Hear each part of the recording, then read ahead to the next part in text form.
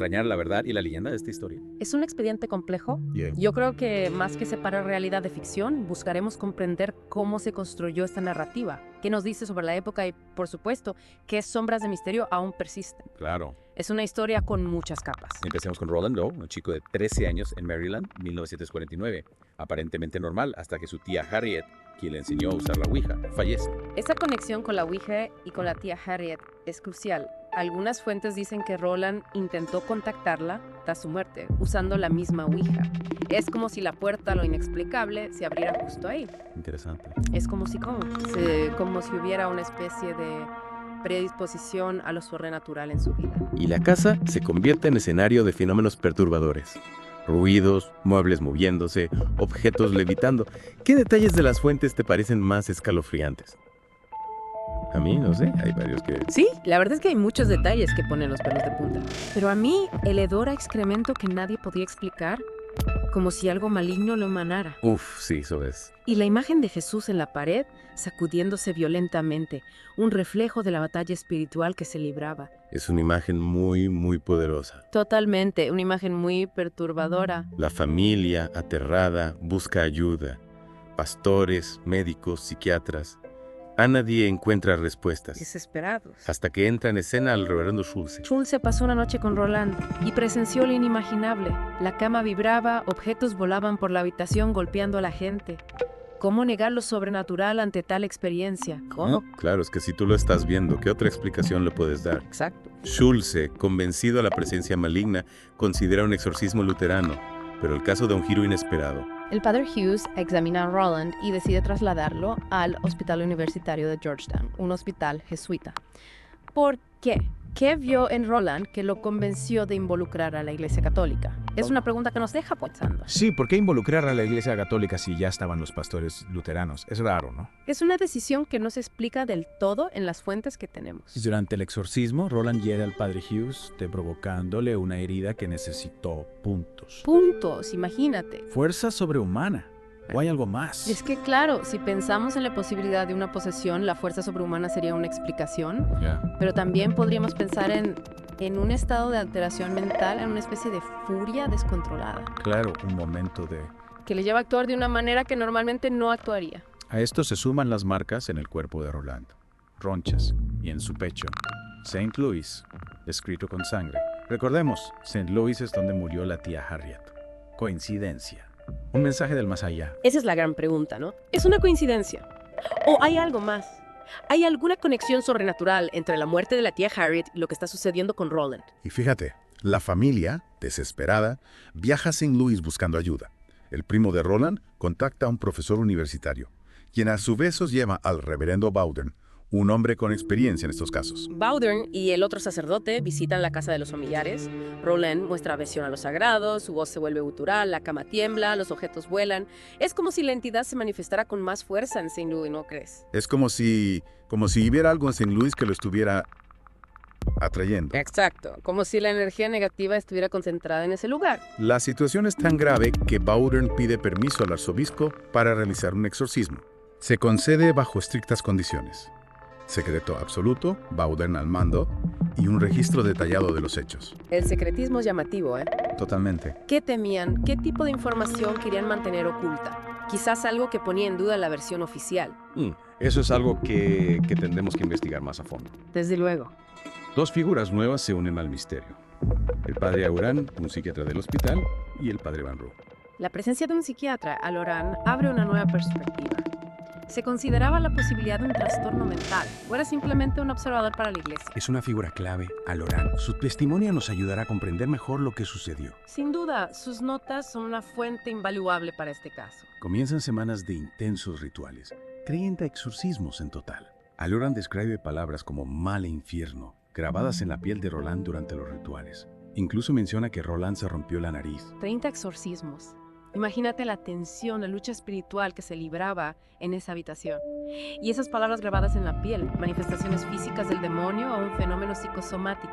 Es que cuesta imaginar lo que debía estar pasando por la mente de Roland en esos momentos. Es un nivel de sufrimiento que escapa a nuestra comprensión. El final del exorcismo es tan abrupto como impactante. Un estruendo ensordecedor, como un trueno o un disparo, y luego Silencio. Había terminado la pesadilla. Esa es la pregunta que nos queda, ¿no? Había terminado realmente la pesadilla. Y la familia regresa a casa. Roland, según los informes, retoma una vida normal sin más incidentes paranormales. Triunfo del bien sobre el mal. O la calma antes de la tormenta. ¿Quién sabe? Pero hay algo que me perturba a Roland Doe. Se convierte en un adulto exitoso con familia. Una vida aparentemente normal. ¿Cómo se integra una experiencia tan traumática en una vida ordinaria? Quedan cicatrices invisibles. Es una pregunta que nos lleva al terreno de la psicología. ¿Cómo procesa la mente un evento que desafía la lógica, la razón? Quizá la respuesta esté en los silencios, en lo que Roland nunca contó. Y hablando de silencios, el secretismo impuesto por la Iglesia Católica alimenta las especulaciones que ocultan dudas sobre la posesión. Detalles que contradicen la versión oficial. Ese secretismo es como una grieta en la narrativa oficial, una invitación a buscar más allá. Y es ahí donde entra Mark Obsasnik, un investigador que ha dedicado años a desentrañar el caso de Roland Doe. Obsasnik no se conforma con la versión oficial, con lo que se dijo o se cayó. Él busca evidencias, rastrea testigos, incluso entrevista al padre Ayoran años después. Y lo que descubre Obsasnik es inquietante. Encuentra discrepancias en los relatos, especialmente en los aspectos más sobrenaturales. La herida al padre Hughes, por ejemplo, no aparece en ningún registro médico. Y la capacidad de Roland para hablar lenguas desconocidas, un clásico de las posesiones demoníacas, nunca se pudo comprobar exageraciones. Invenciones para alimentar la narrativa. Obsasnik plantea una posibilidad aún más perturbadora. ¿Y si Roland, un adolescente en un entorno familiar complicado, orquestó todo este drama? Un chico manipulador buscando atención, un adolescente problemático, expresando su angustia de una forma extrema. Podría ser que consciente o inconscientemente Roland creara al demonio que lo atormentaba. Esa teoría nos obliga a considerar el poder de la mente, su capacidad para crear realidades, para manifestar nuestros miedos más profundos. Y no olvidemos el contexto.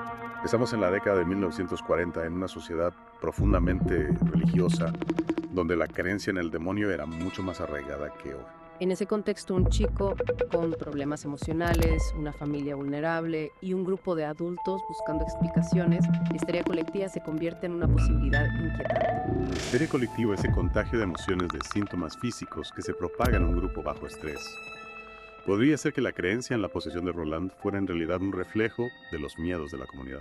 Imagínate los rumores, las noticias en los periódicos, la presencia de los sacerdotes, todo contribuyendo a crear un clima de sugestión de miedo donde lo racional se diluye en la sombra de lo sobrenatural. Y en ese caldo de cultivo, la figura de Roland Doe se convierte en un símbolo, en la encarnación del miedo al demonio, al mal que acecha en la oscuridad. Su historia se magnifica, se distorsiona, se alimenta de las creencias y las ansiedades de la época.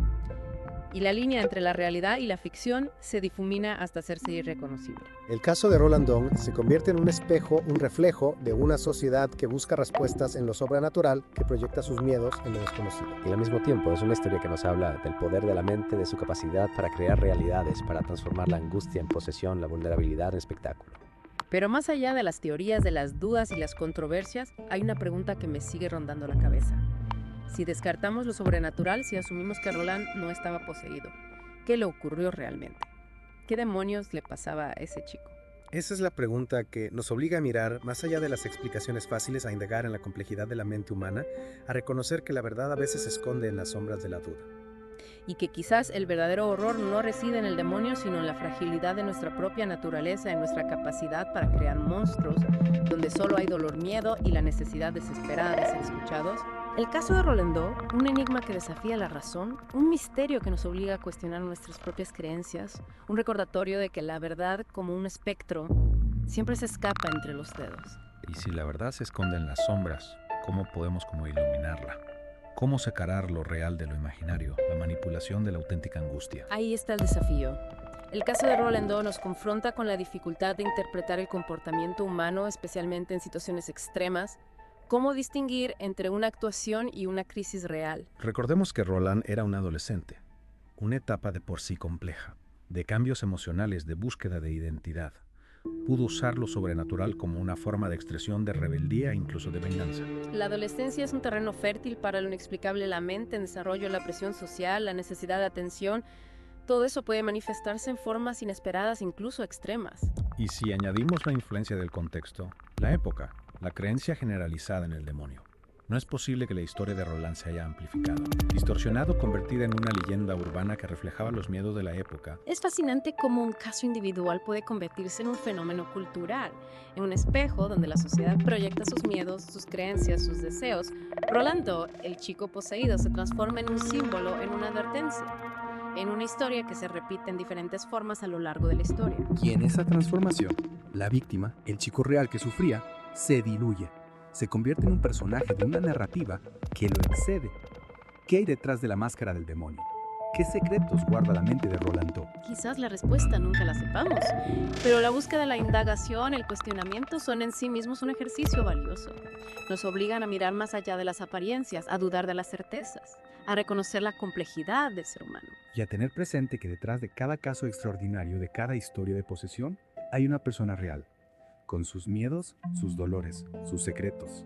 Personas que merecen ser tratadas con compasión, con respeto, con la búsqueda sincera de la verdad. El exorcismo de Roland Doe nos deja un legado de preguntas inquietantes, de dudas que persisten, de misterios sin resolver, pero también nos invita a reflexionar sobre la naturaleza humana, sobre la fragilidad de la razón, sobre el poder de la mente para crear y destruir realidades. Y sobre la necesidad de mantener una mirada crítica, de no aceptar las explicaciones fáciles, de buscar siempre la verdad por más esquiva que sea.